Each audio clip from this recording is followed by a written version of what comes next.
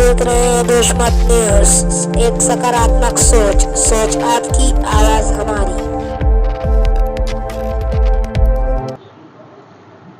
कल बरोज़ जुम्मा 18 अगस्त तो शहर मालेगांव में अबू आसिम आज़मी के अंसार जमात खाने में इस्तकबालिया प्रोग्राम मुनक्किद हुआ, जिसमें अबू आसिम आज़मी साहब ने कई संगीन मामलों पर अपनी राय रखी और शहर की आवाम की नज़रों में अपनी जगह बनाने की कोशिश की।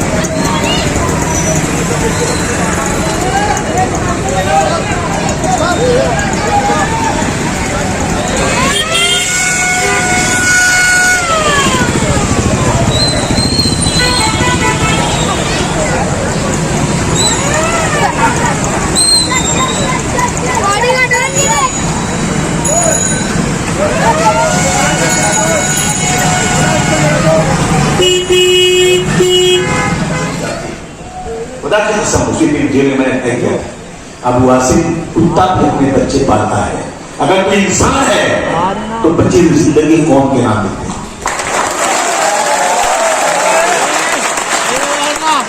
मैं मंत्री बन सकता हूं, लेकिन मैं कलवे चाटने वाला मंत्री नहीं बनता। मैं चोर बाजार की लाल पत्ती वाला मंत्री नहीं बनूंगा। मैं आंखों में आंखें डालकर वजीर आला से बात करने वाला मंत्री बनूंगा। याद है दोस्तों, मैं बावलू की क्या बात करूं, मैं गरीबी की क्या बात करूं, एम्प्लॉयमेंट की क्या बात करूं। मेरी कौम के साथ जो आज हो रहा है कैसे बर्दाश्त किया जाए। मैं इस मुल्क में 20 साल तक और एक वक्त खाऊं एक वक्त भूखा रहूं। मेरे बच्चे BA MA पढ़ने के बाद सड़क पर खोजा लगाकर पेट पाल लेंगे, लेकिन इस मुल्क में अगर शरीयत के खिलाफ कुछ होगा तो मैं अपनी जान भी देने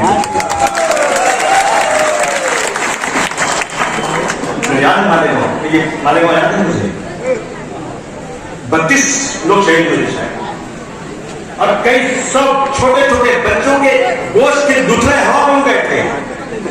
कभी बारात के दिन अल्लाह ताला कहता है, मैं आज आसमान पर आकर मांगो मुझसे क्या मांगना है। लोग मांगने गए थे अपने पुरखों का, कहां जा गए थे फातिहा पढ़ने के लिए। 32 लाशें पड़ी थी इस मालेगांव में। मुंबई में ट्रेन में ब्लास्ट हुआ था, मरने वालों को 6 लाख दिया गया था, पर मेरी कौम को 1 लाख दिया गया। मुंबई में ट्रेन में मरने वाले के सबके परिवार को सरकारी नौकरी दी गई थी, लेकिन मालेगांव में शहीद होने की फैमिली को किसी को नौकरी नहीं दी। दी ने उन्हें किसी दी गई।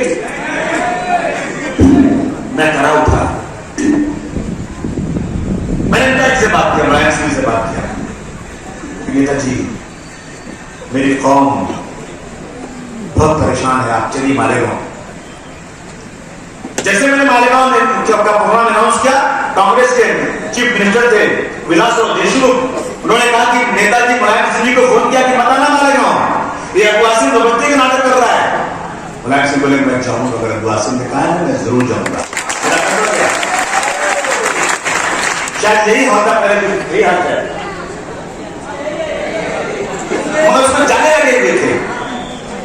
पुराना हाल था, पूरे मालेगांव में पुलिस पूरा चारों तरफ बंद कर दिया हमको एक सड़क पे आने के लिए। मेरा नेता मुलायम सिंह यादव की तारीफ नहीं करता।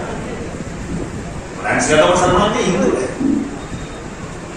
एक अबू आसिम के कहने पर चीफ मिनिस्टर के मना करने के बाद भी मुलायम सिंह यादव मेरे साथ आए, और मैंने मेरे हाथों से पैसा नहीं मांगा।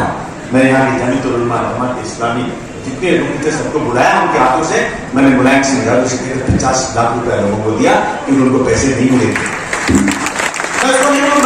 उसको मैं कोई एहसान नहीं मानता, जना रहा हूं आपको, मेरा फर्ज था। अगर सरकार नहीं दे रही तो हमने कोशिश किया। यहाँ कुछ उन्होंने मालूम क्या था, मैं नाम नहीं देना चाहता हूँ, कहा कि बहुत पैसा है तो वही बांटते हैं। मैंने अपने खाना से सुना, आप नहीं दे रहे, मैं दे रहा हूं तो आपको गलत है। उसके बाद लास्ट हुआ, मैं सरकार से पूछूंगा, 32 लोग शहीद हुए, कई सैकड़ों बच्चे भी, बच्चों के बदन के टुकड़े टुकड़े हो गए, किसने ब्लास्ट किया, कौन है वो? समाज यूसुफ भाई सारा मुसलमान गिरफ्तार हुआ, मस्जिद में ब्लास्ट, शब बारात में ब्लास्ट, अब गिरफ्तारी मुसलमानों की। वाह हुकूमत वाह, जो पकड़े गए सब कितने साल जेल में पड़े रहे, वो तब क्या हो गया, कैसे छूटे मालूम है आपको? वो एक बंगाली था जो आरएसएस का क्या नाम था उसका, देखिए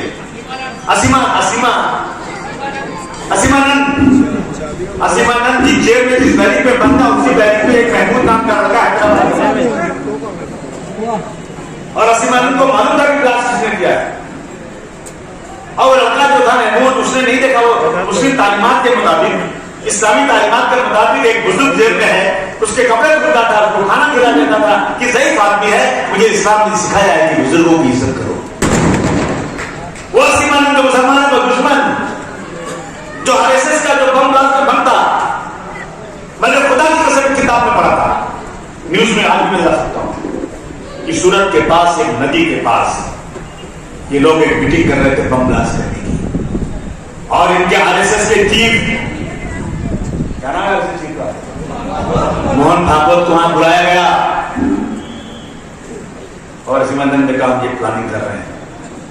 उसमें लिखा था किताब में, मोहन भागवत ने कहा कि तुम जो कर रहे हो तुमको मैं इसकी बधाई देता हूं, लेकिन मैं इसमें सामने नहीं आऊंगा। कोई पकड़ने वाला नहीं, कोई पूछने वाला नहीं। वही मोहन भागवत को जब इसने असीमानंद की बहुत इज्जत किया तो उसका जो इंसान था वो जाग उठा, उसने कहा मैं कोर्ट में जाऊंगा इस बच्चे के बारे में। उसने जाकर कहा ये जो लड़के पकड़े गए हैं ये असदुद्दीन नहीं, इन्होंने नहीं किया, बल्कि फलाने ने किया, उसने नाम भी दे दिया। मुझे याद है मुंबई में अपने चौहान साहब की सरकार थी, चीफ मिनिस्टर थे, और दिल्ली में होम मिनिस्टर थे चिदम्बरम, नहीं पी चिदम्बरम थे, मुझे मालूम है। तो उनसे कहा गया कि साहब ये स्टेटमेंट क्या आया है, और आरएसएस ने कोशिश की, लेकिन वो स्टेटमेंट जो था ना मजिस्ट्रेट के सामने दिया गया था। उसके बाद आपने कभी इसके पहले एनआईए सुना? नहीं सुना था आपने? एनआईए थी नहीं, सीबीआई की, पुलिस की, सबका, और एनआईए का गठन हुआ। एनआईए ने कहा हाँ जो उसने कहा है ना वो बिल्कुल सच्ची बात है, और सब हमारे गांव के बच्चे थे। हेमंत गडकरी साहब, मैं दिल्ली से आया था हवाई जहाज में, जब हेमंत गडकरी साहब ने पकड़ा साध्वी प्रज्ञा सिंह ठाकुर पुरोहित वगैरह को, तो मेरी कौम के लोग 32 मर गए, और मुसलमान थे, और मुसलमान को गिरफ्तार किया। कोई माइक का रात पैदा नहीं हुआ जो ये कहे कि तुम बताओ इनको कैसे गिरफ्तार किया, क्या कर रहे हैं? जिन्होंने जान देकर मैं कभी की आबरू रखी, वही अब खतरे खतरे के लिए तरसते हैं। तो क्या हुआ, ये गिरफ्तार हुए, एटीएस केस देख रही थी प्रज्ञा सिंह ठाकुर पुरोहित पांडे का, और एटीएस ने सारे गवाहों को, 35 गवाहों को मजिस्ट्रेट के सामने 164 का वकील साहब बयान दिला दिया। बीच में एनआईए आ गई, और एनआईए ने वही गवाहों को खड़ा कर दिया। गवाहों ने कहा कि हमें बंदूक की नोक पर बयान दिलाया गया है। इसके सामने, मजिस्ट्रेट सामने किसने दिलाया? बम्बई पुलिस। तो छोड़ने की तैयारी, आपने देखा